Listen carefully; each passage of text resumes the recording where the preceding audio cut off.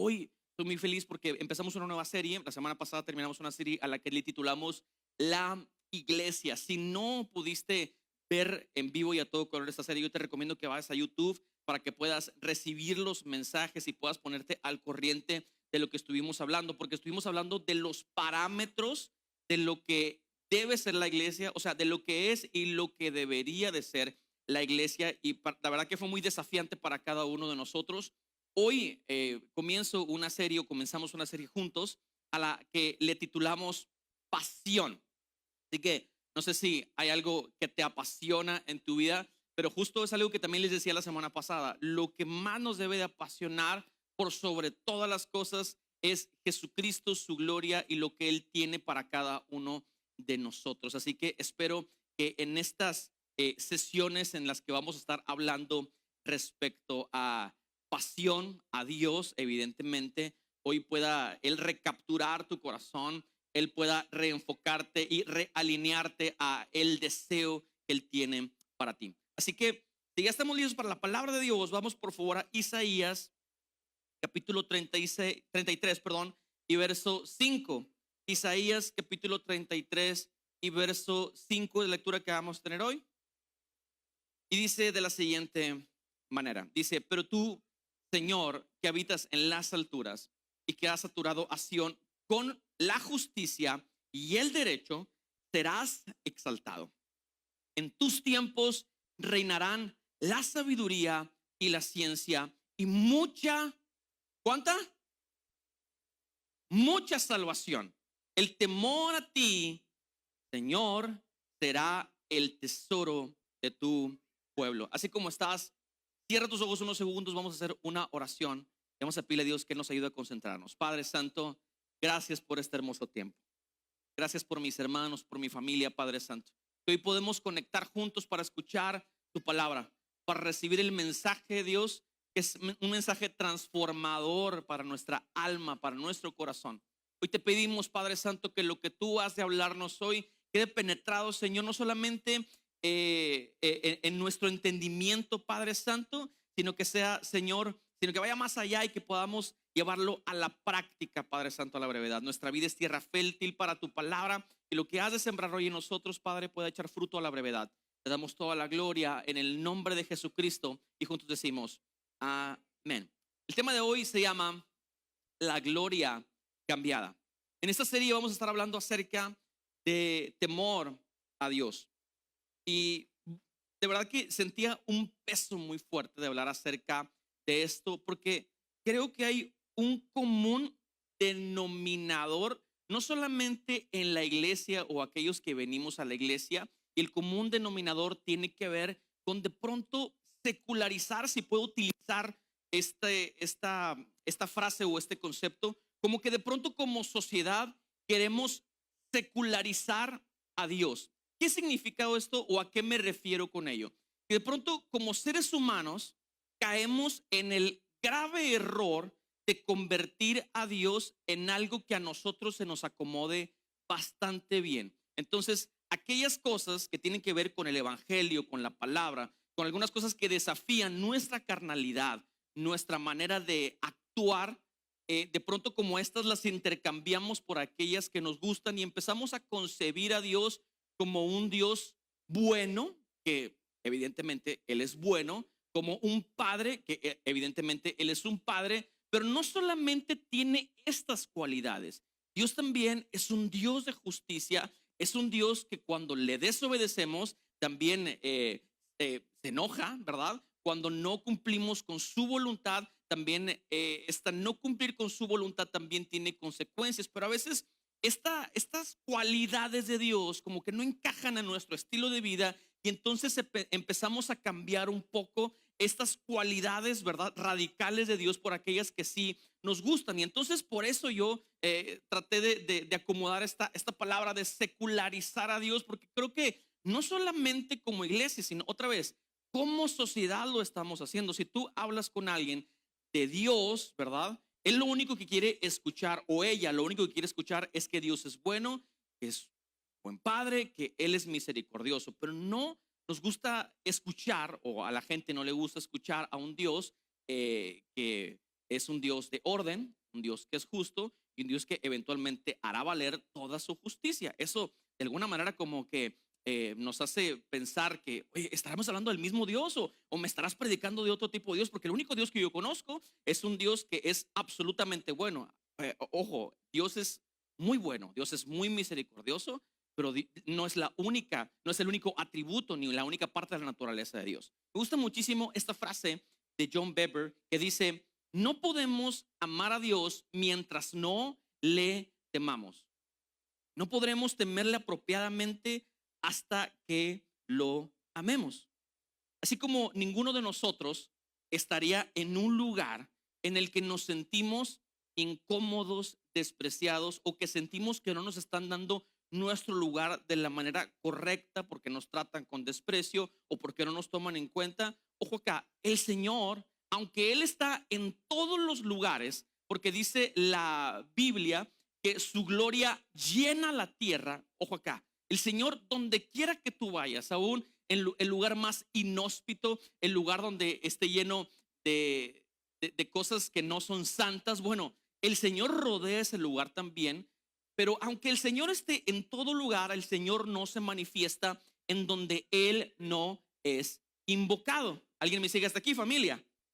Entonces, es bien importante que nosotros, que tenemos este entendimiento, que Él es un Dios fuerte, un Dios eterno, un Dios grande y un Dios poderoso, entendamos que no se puede tratar como algo común a un Dios que tiene todas estas cualidades y tomar esta información de Dios es bueno, Dios es misericordioso, como una manera de estar haciendo lo que nosotros queremos sin tomar en cuenta la voluntad, el poder, la grandeza y las cualidades de Dios. Nuestro Señor merece una reverencia y un respeto especial, no un trato ordinario ni un trato descuidado. ¿Alguien me sigue hasta aquí, iglesia?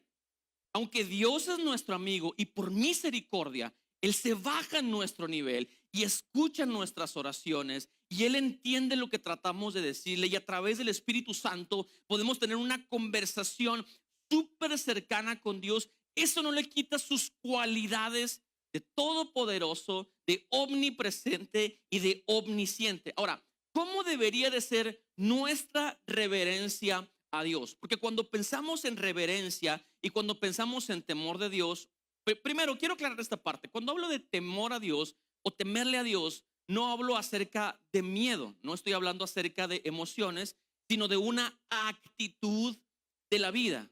O sea, no se trata, y de hecho yo creo que no es la idea de Dios que le tengamos miedo, sino que le tengamos una reverencia correcta. Ahora, cuando hablo de reverencia, no estoy hablando de una reverencia ritualista, no estoy hablando de algo que tenga que ver con un rito, con un momento y con un espacio, sino que estoy hablando de una reverencia vivencial.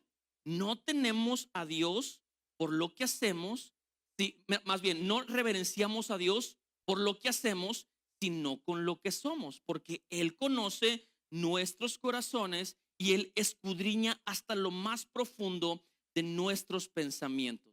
Entonces es bien importante que entendamos que si nos portamos muy bien en la iglesia, pero saliendo del rito de la iglesia, tenemos una vida y la vivimos como si Él no existiera y no tuviera consecuencias el no obedecer su voluntad, definitivamente no estamos honrando a Dios. Definitivamente no estamos temiendo a Dios. Tenemos temor del ritual. Le tenemos respeto al ritual. Nos quitamos la gorra, hablamos de cierta manera y estamos enamorados del ritual. Pero si nuestra vida no refleja que le tememos a Dios, simplemente nos estamos convirtiendo en una iglesia ritualista y religiosa. Pero yo creo que lo que Dios está demandando de cada uno de nosotros es que el ritual trascienda a nuestra vida, que todo lo que somos, que todo lo que hacemos, que incluso nuestros pensamientos estén siempre alineados a agradarle a Él, a lo que Él le gusta y que en lugar de obedecer a nuestros sentimientos, a nuestras sensaciones, a cuál es mi visión muy particular, empecemos a intercambiar eso porque es lo que Él anhela, lo que Él quiere y entonces vivir una vida en pos de sus deseos y no de los míos. ¿Alguien me sigue, iglesia? Entonces, habiéndote dicho esto, quiero explicarte, antes de darte algunos principios que nos ayuden a poder vivir apasionadamente en el temor a Dios. Quiero explicarte un poco del contexto histórico de lo que leímos al principio. En Isaías 33:6, lo que leímos al principio, se describe un momento histórico muy particular del pueblo de Judá. El pueblo estaba en crisis porque estaban escuchando que iban a ser invadidos por el pueblo asirio. Entonces, ellos tenían mucho miedo porque no estaban políticamente muy estables y no estaban militarmente muy estables. Entonces tenían miedo porque estaban escuchando, oye, que vienen los asirios, que se van a apoderar de nuestro pueblo. Ahora, la guerra en aquel entonces era de verdad cuando un pueblo quería dominar a otro pueblo, era una masacre total. Bueno, como una guerra, obviamente. Todos entendemos lo que significa una guerra. Entonces ellos tenían mucho miedo. Entonces Isaías habla con el pueblo y les dice que la verdadera seguridad de la nación no tiene que ver con las murallas, no tiene que ver con su ejército, ni tenía que ver con su organización política, sino más bien lo que está diciendo es que la seguridad vendría a través de la confianza que ellos depositaran en Dios, de que Él los libraría del enemigo. Vendría de la sabiduría y el conocimiento, o sea, de comprender la voluntad de Dios y sus caminos.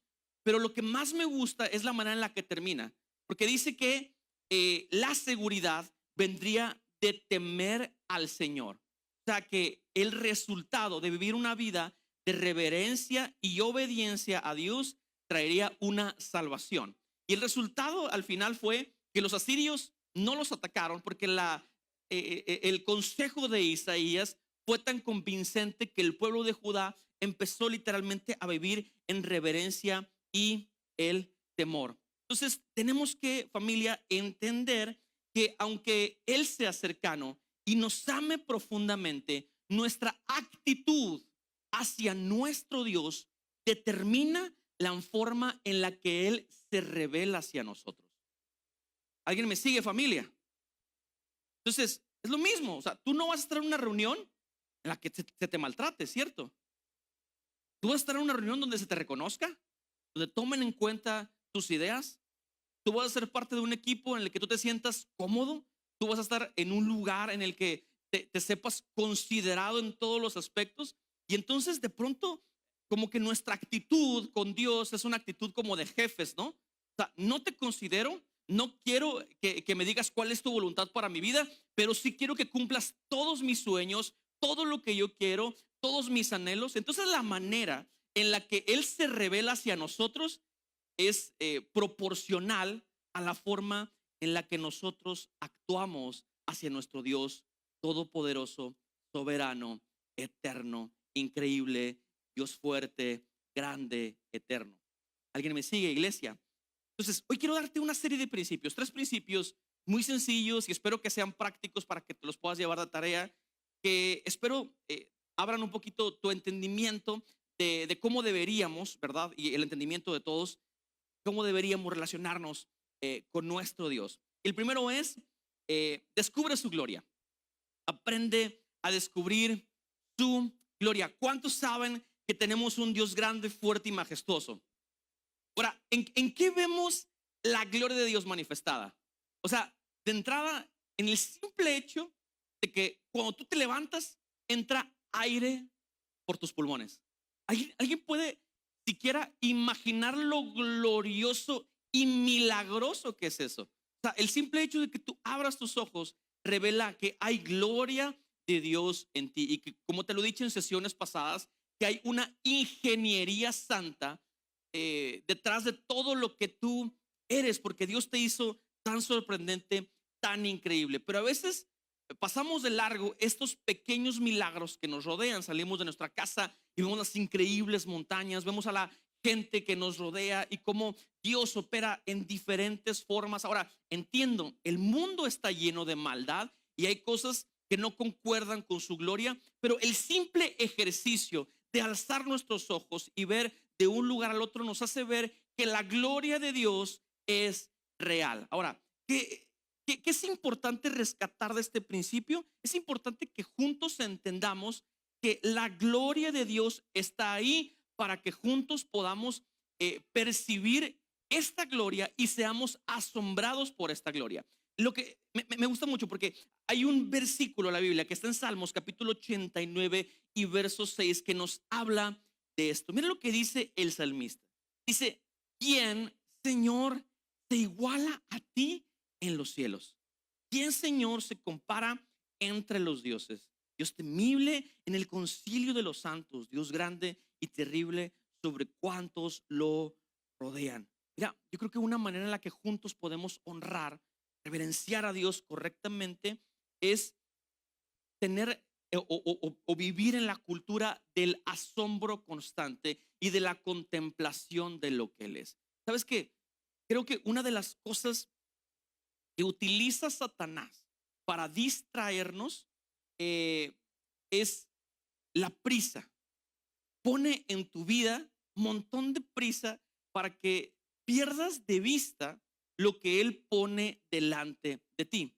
Cuando no somos capaces de contemplar la gloria de Dios, vivimos en una constante alarma, ¿verdad? De que no estamos logrando nuestros objetivos. Y cuando perdemos de vista la gloria de Dios, nuestra relación con Él es total y absolutamente insana. Por eso, hace algunas sesiones te hablaba acerca de eliminar la prisa de tu vida, que es un completo y absoluto desafío para nuestra generación, porque si no estamos trabajando, nuestra vida social también tiene muchas cosas por cumplir. Y entonces cuando estamos tan apresurados y cuando tenemos tantas cosas que hacer, definitivamente no tomamos el debido tiempo para hacer un espacio en nosotros y poder contemplar la gloria de Dios. Justo me pasó el fin de semana. Yo tenía que entregar algunas cosas de la maestría y tenía un montón de trabajo y me sentía un poco cansado. Y me encanta porque Sayuri de alguna manera como que siempre es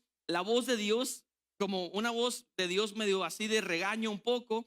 Pero me gusta que puedo ver a Dios ahí, ¿sabes? O sea, y Sayuri es como, estás exagerando un poco, ¿no crees? Exageras un poco. Y yo, no, es que me siento súper abrumado y no voy a poder terminar la tarea y en el trabajo me va a ir mal porque como tengo un montón de cosas y cosas muy bonitas estaban pasando a mi alrededor, pero el hecho de que yo permití ser víctima de la prisa me estaba impidiendo ver que la gloria de Dios estaba respaldando cada una de las cosas que estaba haciendo. El temor de Dios debe tener un entendimiento genuino de quién es Él. ¿Por qué? Porque de pronto, y eso digamos que ese es el diagnóstico, ¿verdad? Pero la evidencia de ello es que de pronto, y nosotros que somos de iglesia, somos personas de iglesia, lo vemos mucho, ¿no? Que de pronto hay un servicio donde la gloria de Dios está presente. Ahorita dijo Mari, la gloria de Dios está presente. Y para algunos esas simples palabras son muy conmovedoras porque creemos que cuando la gloria de Dios es manifestada en un lugar, primero es porque Él fue convocado en ese lugar, Él se le está alabando en ese lugar y Él está cumpliendo su promesa ahí. Entonces para mí es muy conmovedor que la gloria de Dios se esté moviendo y esté haciendo cosas sorprendentes, ¿verdad? Pero estas mismas palabras en aquel que está abrumado y que no ha podido contemplar su gloria, son palabras total y absolutamente vacías. Él dice, ok, la presencia que, o sea, ok, entiendo que esa persona está diciendo que la gloria de Dios está aquí, pero para mí lo más importante es que se termine esta hora de iglesia para poder regresar a mi casa y cumplir con todos mis pendientes. Y entonces esta persona vive en un constante ignorancia, perdón por decirlo de esta manera, una constante ignorancia que el único que sostiene su vida es Dios y que la gloria de verdad está presente en cada paso que damos. ¿Alguien me sigue, iglesia? Pero vivimos en esas prisas siempre. Vivimos constantemente en la prisa, en la prisa, en la prisa, en la prisa. Pero de verdad que la gloria de Dios se manifiesta en su creación, los pequeños milagros que nos rodean. Y cuando aprendemos a caminar un poquito más lento, a poner en neutral el carro de nuestra vida, pisarle un poquito el freno, decir, a ver, Dios, es que eres bueno, de verdad. tu gloria se manifiesta en cada aspecto de mi vida. Señor, yo sé que a lo mejor no estoy en el lugar que quisiera yo estar en este momento, Padre Santo, pero eso no me impide ver tu majestad y tu gloria. Y cuando descubrimos su gloria, la manera en la que nos comunicamos con nuestro Dios eterno es transformada. Quiero, antes de pasar al siguiente principio, leerte lo que dice Isaías también, capítulo 40 y verso 28. ¿Acaso no sabes ni nunca oíste decir que el Señor es el Dios eterno y que Él creó los confines de la tierra? El Señor no desfallece ni se fatiga con cansancio. No hay quien alcance a comprender su entendimiento. Él es eterno, Él es creador, Él es todopoderoso, Él es omnisciente. Lo que creemos de Él transforma nuestros pensamientos, transforma lo que sentimos y transforma lo que vivimos. Así que antes de pasar al siguiente principio, yo quiero de verdad aconsejarte: si te sientes abrumado por la velocidad de la vida, frena poquito. No va a pasar absolutamente nada si frenas tantito lo que estás haciendo. No va a pasar absolutamente nada si empiezas a darle un poquito de menos velocidad a tu vida ocupadísima. Eso te va a permitir poder ver la gloria de Dios de una manera tan palpable, tan latente, y tu reverencia hacia Dios va a cambiar por completo. Amén. Siguiente principio: desaprende conceptos personales. Y no de todo, desaprende conceptos personales de lo que nosotros creemos o hemos construido en nuestro interior de lo que es Dios. Isaías, capítulo 29 y verso 13 dice, el Señor dice, sí, este texto es fuertísimo. Gracias a Dios no lo estoy diciendo yo, lo dice la palabra. Me gusta muchísimo esto. Dice Isaías 29, 13.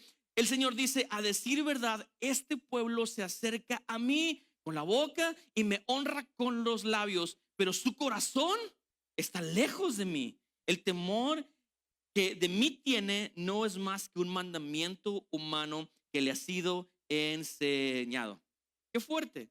Ahora, es bien importante que como iglesia podamos comprender la idea de que la fe no solamente es una heredad, aunque yo entiendo que hay muchos papás acá que una de las cosas más importantes que quieren transmitirle a sus hijos es su fe. Eso me fascina, pero cada uno de ustedes debe de entender, así como en su momento ustedes tomaron la convicción de que Él era su Señor y Él era su suficiente Salvador, eventualmente sus hijos tomarán esa decisión, así como alguna vez nosotros la tomamos, porque una fe no puede ser únicamente comunicada. Una fe tiene que ser vivida y experimentada. Para cada vez que sea confrontada su fe, ellos digan, estoy aquí por una convicción personal, que no diga, estoy aquí porque esto fue lo que me enseñaron. ¿Cuántas veces hemos escuchado cosas como estas? ¿Verdad? ¿Por qué estás en la religión en la que estás? No, pues porque así, mi abuelita, mi bisabuela, mi papá, y luego y así, y yo pues al final esto es lo que soy, pero soy así medio que sí, medio que no, de repente voy a un evento, una boda, pero la verdad es que mira, yo no soy, ¿verdad? Y entonces se vuelve un argumento muy endeble para defender la fe, lo que somos y lo que creemos. Por eso el Señor es muy enfático en esto. Mira, se acercan a mí con la boca, cantan hermosas alabanzas hacia mí cuando están en el ritual, pero la verdad es que fuera del ritual su corazón está absolutamente lejos de mí. ¿Y qué es lo que está tratando de decir? Bueno, es que cuando no están en el ritual no me honran porque no entienden lo que yo deseo, no comprenden mi corazón, no saben cuáles son mis anhelos para mi reino, no entienden exactamente qué es lo que estoy tratando de hacer con y a través de ustedes. Entonces él dice, sí, qué bonito, en el ritual se portan súper bien, son los más cristianos, pero es una fe heredada. Tú no desarrollaste la convicción genuina de amarme fuera del ritual. Y es lo mismo que pasaba con Jesús y los fariseos. Cuando Jesús entra en la escena, ve a toda la bola de religiosos y les dice, ustedes son hipócritas, hipócritas porque ritualmente se portan muy bien, pero sus corazones, dentro de ellos hay un montón de pecado, montón de deseos incorrectos, no me permiten transformarles correctamente. Entonces, otra vez, necesitamos entender que Dios va más allá de lo que yo creo, de lo que yo entiendo. Dios necesita aprender a ser descubierto no solamente en, en, en una parte de lo que a mí me conviene, sino tiene que aprender a ser descubierto de manera integral. Pero para eso tenemos que desaprender conceptos muy personales de lo que yo creo que es Dios y empezar a derribar esta frasecita del yo creo. Mira, yo sé que esto viene en la Biblia, pero mira, yo creo, y queremos debatir con la Biblia, ¿sabes? Yo entiendo que eso viene en la Biblia, pero yo creo, ok, yo sé que tú tienes muchos años haciendo esto, pero yo creo, y la gente ha reducido la gloria de Dios a la gloria del hombre. Y necesitamos comprender como iglesia que el temor va más allá de nuestro propio entendimiento. Por eso tenemos que deshacernos de preconcepciones de lo que es Dios. Sirven a Dios de acuerdo a la imagen que se han creado, no por su verdadero ser y su verdadera naturaleza, sino por sus propios estándares. Ahora, fíjate lo que pasó, por ejemplo, con Adán.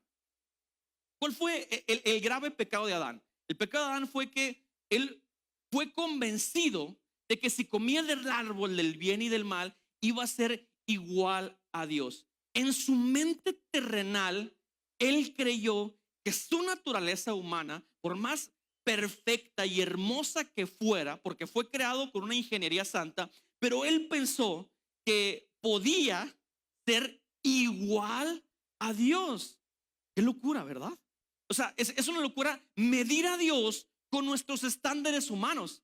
Es una locura medir su grandeza, su poderío y sus alcances con nuestro entendimiento limitado y humano. Lo mismo pasó con Israel. Cuando los hebreos salen de Egipto, que son liberados, Moisés sube a recibir indicación de Dios. El pueblo hebreo se empieza a desesperar y dicen: ¿qué hacemos? Necesitamos un Dios acá. Y le dicen a Aarón: Aarón, haznos un becerro de oro para poder adorarlo. Y aquel súper obediente va y junta todo el oro que tenían y les crea un becerro de oro. Pero ellos no dijeron: este es Baal nuestro Dios. Ellos no dijeron: este es Nimrod nuestro Dios. No, ellos dijeron: este becerro de oro es Jehová de los ejércitos, que nos sacó con todo su poder de nuestra esclavitud en Egipto. Entonces, es importante que entendamos esto, porque la idolatría solamente evolucionó a nuestro tiempo. Para el pueblo hebreo, Dios era un becerro de oro porque es lo que ellos se habían visto en Egipto. Simplemente trataron de acomodar a Dios a su entendimiento muy particular. Y entonces Moisés se encuentra con esto, se molesta, destruyen la imagen porque ellos necesitaban entender que Dios es nuestros estándares y el yo creo va a tener un peso más fuerte que la Biblia dice. ¿Alguien me sigue, iglesia? Tenemos que romper con esto. O sea, el yo creo no puede ser más fuerte que la Biblia dice. Eso es lo que Dios dice y lo que anhela de cada uno de nosotros. Tenemos que descubrir lo que Él es realmente, no lo que yo quiero que Él sea. Yo no quiero solamente que Él tenga amor y bondad y misericordia. Yo anhelo que tenga eso, ¿verdad? Pero yo también quiero descubrir cada parte de su naturaleza para que cada una de esos aspectos de su naturaleza transforme lo que yo soy. Mira lo que dice Romanos 1:23. Dice: y cambiaron la gloria de Dios inmortal por imágenes de hombres mortales, de aves, de cuadrúpedos y de reptiles. Así como Israel estaba rodeado de una sociedad que adoraba imágenes de oro, y Roma también eventualmente estaba rodeada de imágenes que representaban algo que ellos consideraban como un Dios. La iglesia contemporánea también está rodeada por una cultura que adora por completo al hombre. Y tenemos que, como iglesia, romper estas ideas muy particulares. Mira, te voy a contar algo que de verdad que de alguna manera como que cambió mi perspectiva respecto a mí particularmente y a mi responsabilidad como predicador domingo a domingo. Porque de verdad que me han preguntado muchas veces: oye, ¿cómo le haces para preparar un mensaje cada domingo? La verdad es bien difícil. O sea, de pronto estoy en cero. Sayuri sabe que de repente estoy orando ahí en la casa yo llorando, no orando, llorando en la casa porque no sé qué voy a predicar. O sea, se ha vuelto un desafío muy particular para mí. Estoy, Dios, ayúdame y no sé qué voy a hablar, pero y también tengo estos rollos de que termino de predicar y vengo en el carro y le digo a Sayuri, como que la predicación no, se me hizo muy mala hoy, como que no conecté. Y Sayuri, no, pues, y ya más o menos ya sé cuando estuvo mala, pues Sayuri, no, estuvo bien. Y ya, no, pues, me tengo que preparar la próxima semana. Pero fíjense que hace como unos 2 meses terminamos un ciclo de pláticas prematrimoniales con una pareja que amamos mucho, que ya se casaron hace como 3 semanas con Ale y con Adrián. Y algo me gustó porque la última sesión los invitamos ahí al depa de nosotros y estuvimos platicando, cenamos. Y me dijo algo, Ale, muy bonito, que de verdad llenó mi corazón y también me bajó un poquito de mi rollo de, tengo una responsabilidad como predicador, que yo entiendo que la tengo una responsabilidad muy fuerte para venir y predicar domingo a domingo un mensaje fresco que yo espero que sea inspirado por Dios, pero también me aterrizó en el hecho de saber que no depende de mí, sino que depende de su gloria y de lo que Él hace en y a través de nosotros. Me estaba diciendo Ale, que en la primera sesión, porque las sesiones las hacemos en línea, me dice que en la primera sesión, dice, yo sentí, pastor, que en la primera sesión fue la primera vez que lo vi a la cara. No me acordaba de su cara, cómo era usted. Le digo, gracias. O sea, no sabía qué decirle. Y me dice, es que para mí la palabra ha sido tan confortante. O sea, casi creo que me dijo, yo voy a la iglesia por la palabra, no por usted. Y sabes que me encantó eso. O sea, me dijo, porque yo no voy a ver a una persona, yo voy a encontrarme con Dios y con su propósito. O sea, para mí la persona es irrelevante completamente cuando se trata de yo honrar y darle reverencia a Dios. Me encantó escuchar esto y también bajé mis expectativas de mí mismo porque de pronto me siento con una carga de que tiene que ver conmigo, porque sabes que como hombres tendemos a elevar a personas, tendemos a elevar situaciones, tendemos a elevar ciertos títulos, familia, pero necesitamos comprender que el único que merece toda la gloria es nuestro Dios. Él es el que merece toda la gloria y es el que merece absolutamente todo el foco. Nuestra responsabilidad como iglesia no es tener el foco para nosotros y que vean, miren qué buena iglesia tenemos. Si estamos logrando eso, estamos haciendo las cosas mal. Necesitamos totalmente cambiar la estrategia y empezar a apuntar al único que merece la gloria, que es Dios. Nuestra responsabilidad es darle el foco a Dios para que Él se lleve toda la gloria, no levantar personas, sino levantarlo a Él, que es el único que tiene el poder de sostenerme. Las personas eventualmente van a fallar. No quisiéramos, pero ¿sabes quién es el único que nunca falla? Es Dios. Pero ¿sabes que aún y cuando sabemos que las personas fallan y Dios nunca falla, cuando nos falla una persona, estamos en la lona? Nos deja en la lona por completo. ¿Qué necesitamos hacer? Desaprender algunos principios súper importantes. Desaprender que el único que tiene y merece la gloria es nuestro Dios. Y empezar a ver a Dios de una manera integral que desafíe nuestro cristianismo, que desafíe lo que nosotros somos y que no veamos a Dios como un Dios del ritual, sino que veamos a un Dios vivencial completamente. Qué fácil reconocer a un Dios que salva, a un Dios que libera, a un Dios que restaura. Pero no podemos reducir la gloria de Dios a solamente eso, porque a pesar de que Él nos salva, Él nos restaura y Él nos sostiene, Dios es mucho más que eso. Y entonces esa idea y concepción muy particular nos ayuda a cada vez que estemos en una situación que merece que nuestro cristianismo salga a flor de piel, pues los mejores frutos de cada uno de nosotros salgan, porque le tenemos temor al Señor. Entonces, solamente, ya estoy terminando, pero mira, es que pasa mucho esto. Cuando estamos en el día a día, y no entendemos que debemos temerle a Dios, tener una reverencia total, se nos hace súper fácil que cuando nos para un tránsito, ya saben para dónde voy, ¿verdad? O se los explico. Cuando hay un trámite que merece que nos debimos de haber preparado con mucho tiempo antes y que no nos preparamos, cuando no le tememos a Dios, decimos, ¿cuánto tendría que pagar para que me pongan hasta enfrente de la línea? Hello. Porque no hay temor. Porque hemos reducido a Dios al ritual, ¿sabes? Cuando estamos con nuestro novio o novia y no hay temor a Dios, decimos, bueno, tantito nomás, voy a probar un poquito de esto. Al cabo Dios es bueno, misericordioso y Él me va a perdonar. No hay temor a Dios. Hemos reducido a Dios al ritual. Oye, pero no estás casado. No, pero Él es bueno y misericordioso. Es increíble que tenemos este tipo de pensamientos súper grabados en nuestra mente y en nuestro corazón.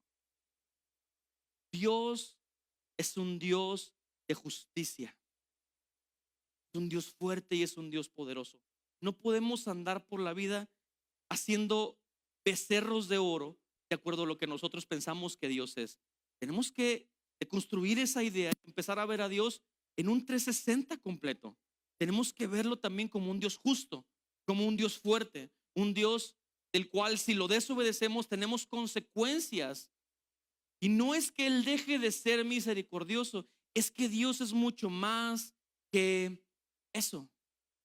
Tiene que trascender el ritual para que cuando estemos en un lugar en el que necesitamos brillar como hijos de Dios, salga el mejor fruto de cada uno de nosotros. Por eso mi oración súper puntual cada vez que voy a predicar, yo le digo a Dios que nuestra vida sea tierra fértil, Padre Santo, porque estamos tan inflamados, ¿verdad? Metafóricamente hablando, de tantos mensajes que no se viven, que mi deseo muy particular como predicador es que cada vez que recibo un mensaje, ese mensaje se convierta en actos continuos, vivenciales, en los que Dios se lleve la gloria. ¿Alguien dice amén? Y quiero terminar con este último principio. Suena muy denso, ¿verdad? Y como iglesia contemporánea, de pronto no decimos mucho este tipo de palabras, pero es bíblico y hay que hablar de esto. Arrepiéntete. Es un poquito fuerte, suena fuerte, ¿verdad? Bueno, a la iglesia histórica no le suena tan fuerte, como que nosotros nos hemos ablandado un poquito en los términos, ¿verdad? Pero es algo que necesitamos aprender a hacer. Arrepentirnos de la manera en la que estamos tratando a nuestro Dios. Creo que es algo que necesitamos hacer para que Él pueda ser latente en toda su gloria en nosotros. No podemos igualarnos a Dios. Y si en alguna temporada de nuestra vida hemos estado simplemente concibiendo a Dios de una manera muy particular o con un sesgo, tenemos que arrepentirnos y decirle a Dios: Dios, enséñame a conocerte de manera integral. Ahora, esto es peligroso definitivamente, porque Dios es más allá de nuestras concepciones muy particulares. Y acuérdate de lo que le pasó, por ejemplo, a Job, ¿no? Que al final de todo su proceso, y si no te sabes la historia, te la cuento.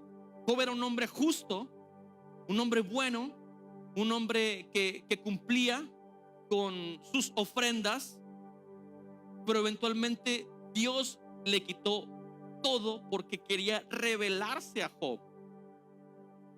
Ahora, dirán algunos: wow, pero a ver, qué injusto, porque Job era bueno, Job era justo, y aún así tuvo todo lo malo de la vida. Se le murieron sus hijos, perdió todas sus propiedades. Entonces, ¿de qué se trata esto? Mira, es que a Dios no le interesa que seas prosperado, ni tampoco a Dios le interesan tus obras justas. Las obras justas son una consecuencia de haberlo conocido a Él. Lo que le interesa a Dios es que lo conozcas en toda su gloria.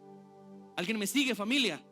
Entonces, Job fue impactado por la gloria de Dios Y el resultado de todo ese proceso fue este comentario hermoso bíblico del que tanto hemos hablado. Job dijo: Señor, de oídas te había oído. El ritual, ¿sabes?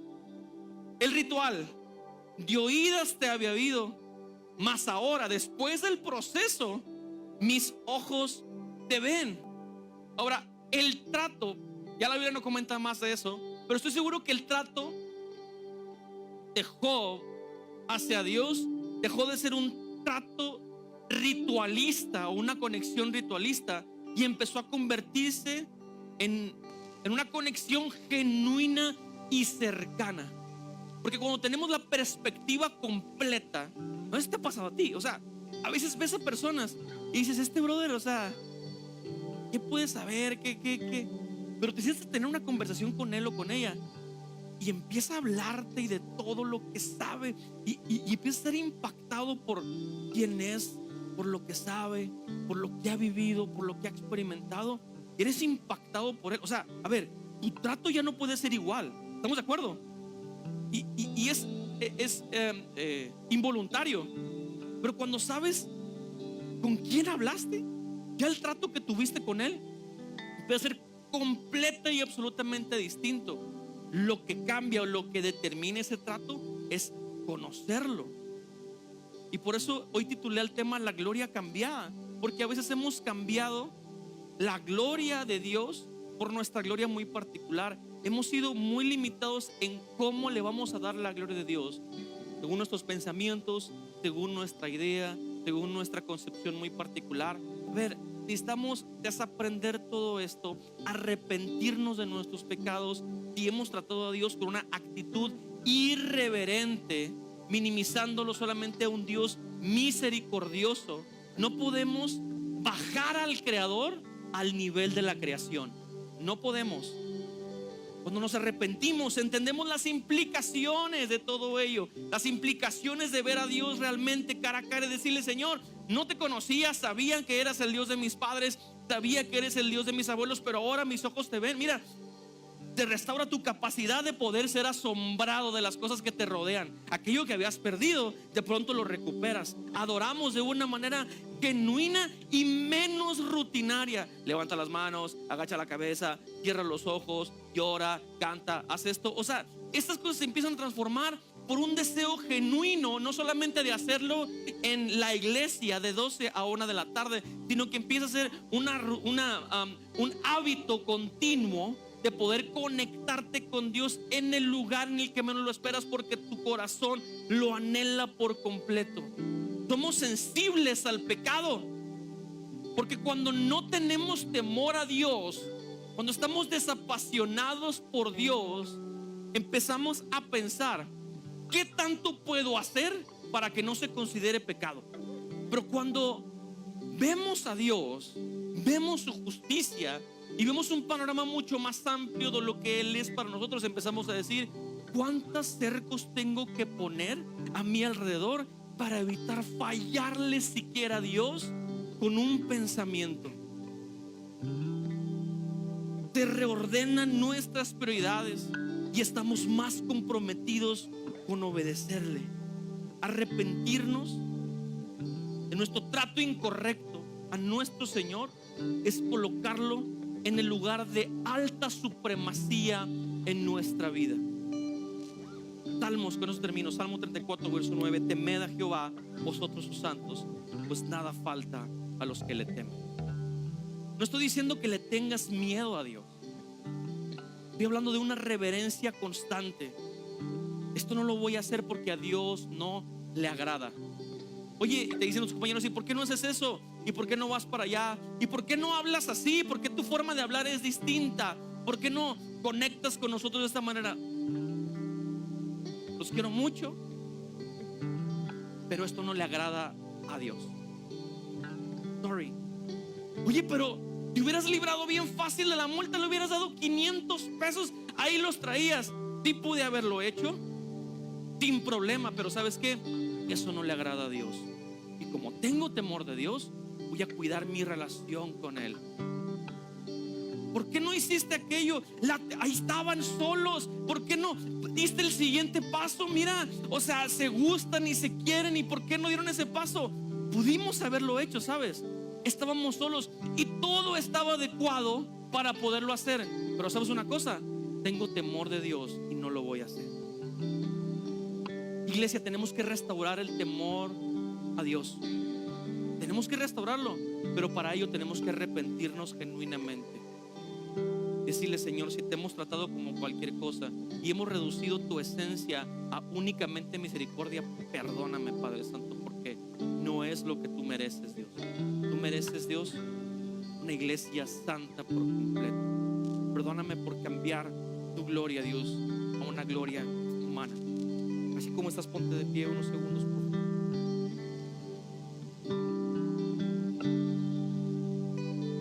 Ponme el tercer principio, Adrián, por favor. Esta es la oración de hoy. Y hemos estado tratando a Dios como cualquier cosa y sin reverencia en nuestra vida. Tú me puedes decir: oye, pero es que yo vengo todos los domingos, me porto muy bien, me quito la gorra, hago la oración, no hago ruido el domingo. Buenísimo, sigue haciendo eso. Pero la reverencia tiene que trascender el domingo. Tiene que ser el lunes a sábado también. Así que hoy te voy a pedir, por favor, que cierres tus ojos y levantes una oración genuina a Dios. Y si hay algo que te tienes que arrepentir hoy, levanta esa oración y dile: Señor, perdóname, Padre, porque no te he tratado, Dios, como el Dios todopoderoso que eres, Dios. Perdóname porque mis actitudes en esa temporada no han sido las mejores, Dios. Me arrepiento de mis pecados y de haberte tratado como a un igual, Dios, porque tu mente no funciona como la mía, Dios. Pero yo quise, Dios, actuar como si tu mente funcionara como la mía, Dios, y hablé cosas de más e hice cosas de más y tuve pecados pensando: un día Dios me va a perdonar. Señor, me arrepiento de mis pecados, Dios. Me arrepiento porque puse en riesgo mi relación y comunión contigo, Dios. Señor, de pronto me dejaste de hablar y ni cuenta me di, Padre Santo. Perdóname, Dios, porque cuando menos lo pensé estabas lejos de mí, Dios, y yo te invocaba, Padre Santo, pero tú no te hacías presente, Dios, y era porque te estaba tratando como un igual, Padre Santo. Perdóname, Dios, perdóname, me arrepiento de mis pecados. Yo quiero, Dios, hacer una oración. Quiero pedirte conocerte cara a cara nuevamente, Dios. Quiero encontrarme contigo, Padre Santo, encontrarme con tu grandeza, con tu pureza, con tu majestad, Dios. No quiero tener un becerro de oro en mi vida. Quiero tener al Dios eterno y todopoderoso en mí. Quiero que cada vez que vaya a mi habitación en lo oscuro, Padre Santo, pueda encontrarme con tu grandeza, con tu presencia, con tu palabra y con tu misericordia. En el nombre de Jesús adoramos. Vamos, cantemos.